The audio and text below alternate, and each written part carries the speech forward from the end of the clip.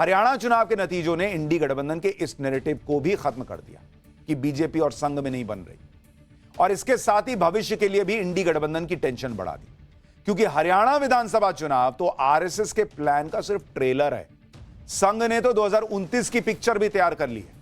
इस आरएसएस की इस पिक्चर के बारे में आगे बताऊंगा। पहले देखिए आरएसएस लोकसभा चुनाव के बाद सिर्फ 4 महीने में कैसे हरियाणा में पूरा गेम बदलने में बीजेपी के साथ काम करती रही। हरियाणा के विधानसभा चुनाव में बीजेपी ने जिस तरह जीत की हैट्रिक मारी है, इसके पीछे संघ की मेहनत को नजरअंदाज नहीं किया जा सकता, क्योंकि हरियाणा चुनाव में आज वो हुआ जिसकी उम्मीद किसी को नहीं। संघ की भूमिका क्या रही, कैसे संघ जमीन पर 4 महीने से काम करता रहा, अब उसके बारे में सुनिए। आरएसएस ने हरियाणा में पिछले 4 महीनों में 16,000 छोटी छोटी सभाएं की। 4 महीने में 16,000 सभाएं। 1 सितंबर को सिर्फ एक दिन में हरियाणा के सभी 22 जिलों में संघ की 22 बैठकें हुई। फिर 7 से 9 सितंबर तक हरियाणा के हर विधानसभा क्षेत्र में आरएसएस के वरिष्ठ पदाधिकारियों की मौजूदगी में बैठकें हुई।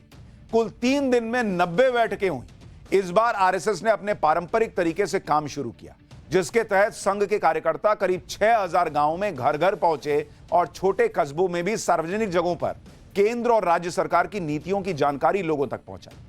आरएसएस ने हरियाणा में उन तमाम सीटों का दौरा किया जहां लोकसभा चुनाव में बीजेपी का प्रदर्शन कमजोर रहा।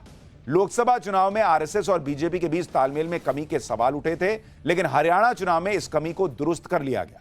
राज्य में विधानसभा चुनाव से पहले संघ और बीजेपी के बीच संगठन स्तर की कई बैठकें हुई। इन बैठकों में कैंडिडेट्स के सिलेक्शन से लेकर बूथ स्तर के माइक्रो मैनेजमेंट पर मंथन किया गया। यानी कांग्रेस को जितना ईवीएम को गाली देना है वो दे सकती है, ना तो देश को फर्क पड़ रहा है ना आसपास की पॉलिटिक्स को, क्योंकि बीजेपी और आरएसएस चुपचाप 4 महीने जमीन पर काम किए, तब यह रिजल्ट आया। जिस इंडी गठबंधन को हरियाणा में आरएसएस के इस ग्राउंड वर्क की भनक तक नहीं लगी, उस इंडी गठबंधन के नेता बीजेपी संघ के बीच तालमेल में कमी का माहौल बनाते हैं, सोचिए। लेकिन उन्हें संघ प्रमुख मोहन भागवत, प्रधानमंत्री नरेंद्र मोदी और यूपी के मुख्यमंत्री योगी आदित्यनाथ के इन बयानों को देखना चाहिए। उनकी सारी गलतफहमी दूर हो जाएगी। मोहन भागवत संघ प्रमुख, उन्होंने कहा हिंदू को अपनी सुरक्षा के लिए एकजुट होना पड़ेगा। नरेंद्र मोदी ने कहा हम अगर बटे तो बांटने वाले महफिल सजाएंगे। योगी आदित्यनाथ बटोगे तो कटोगे वाला बयान देते हैं।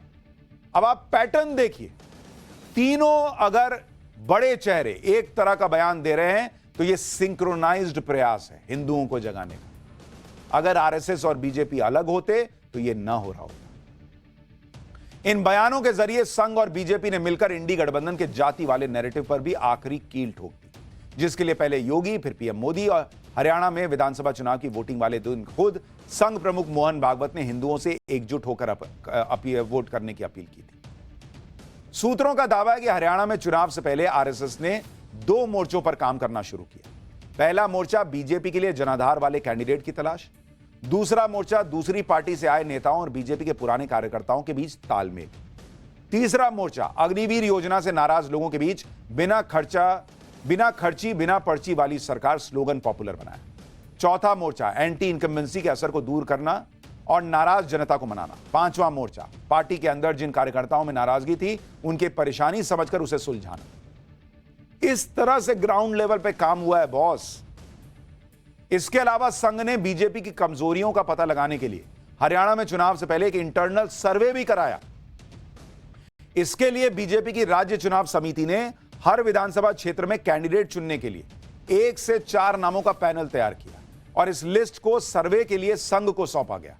हर विधानसभा क्षेत्र में सर्वे के बाद संघ ने बीजेपी को कई सीटों पर मौजूदा विधायकों का टिकट काटने की सलाह दी, जिनमें वो सीटें शामिल थी जिनमें बीजेपी पिछले 2 विधानसभा चुनाव में उसके कैंडिडेट हारे थे और लोकसभा चुनाव में बीजेपी को हार का सामना करना पड़ा था।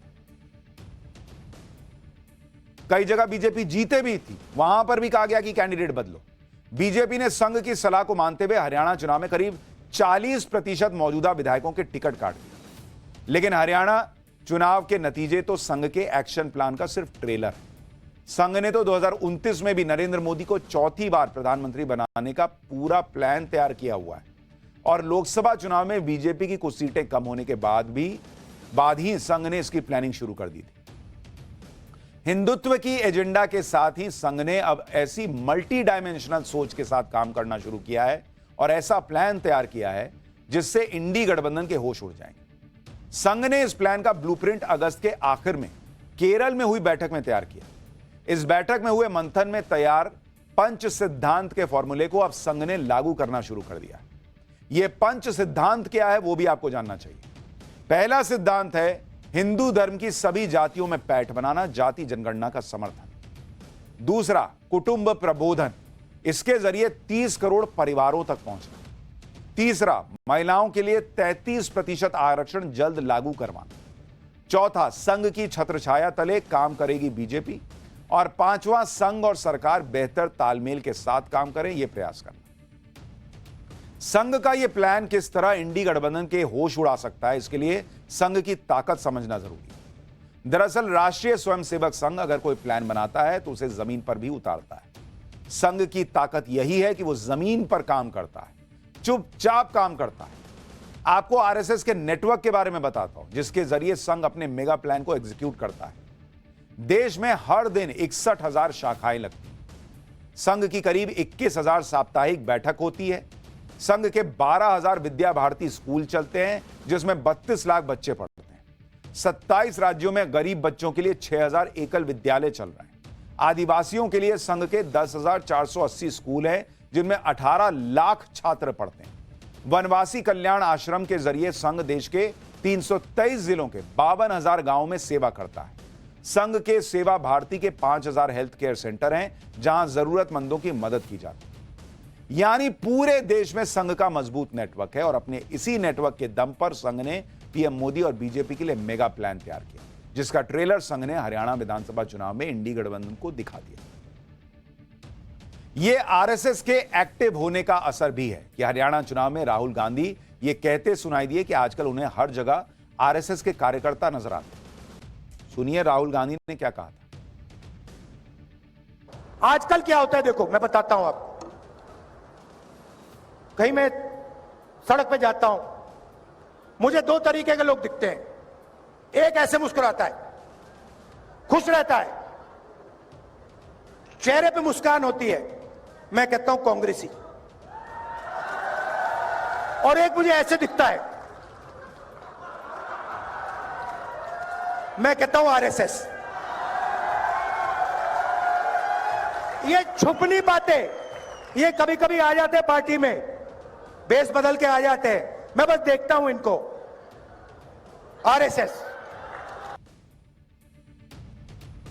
राहुल गांधी ये सोच ही नहीं पाए कि संघ के कार्यकर्ता इतना दिख क्यों रहे हैं। वो समझ नहीं पाए हवा किस तरफ बह रही। और यही कांग्रेस की सबसे बड़ी दिक्कत है। वो देखकर भी समझ नहीं पाते कि सामने चल क्या रहा है, और बीजेपी चुपचाप काम करती है। आज जब हरियाणा में हैट्रिक लगाकर बीजेपी ने नया इतिहास रचा, तो इस मौके पर दिए विजय संदेश में पीएम मोदी भी कांग्रेस को निशाने पर लेने से नहीं चुके। एक बार सुनिए पीएम ने क्या कहा। आपको जानकर के हैरानी हो जाएगी दोस्तों, देश में कितने ही राज्य हैं जहां कांग्रेस कभी 60 साल पहले वहां थी, कहीं पर 50 साल पहले थी, कहीं पर 40 साल पहले थी। 50-60 साल से वो सत्ता में आई ही नहीं है। एक बार लोगों ने निकाल दिया, कांग्रेस को घुसने नहीं दिया है। देश के ज्यादातर राज्य के लोगों ने कांग्रेस के लिए नो एंट्री का बोर्ड लगा दिया है। यानी कांग्रेस के लिए ये एक बार फिर आत्ममंथन का वक्त है, लेकिन उम्मीद मत रखिए कि वो ऐसा करे।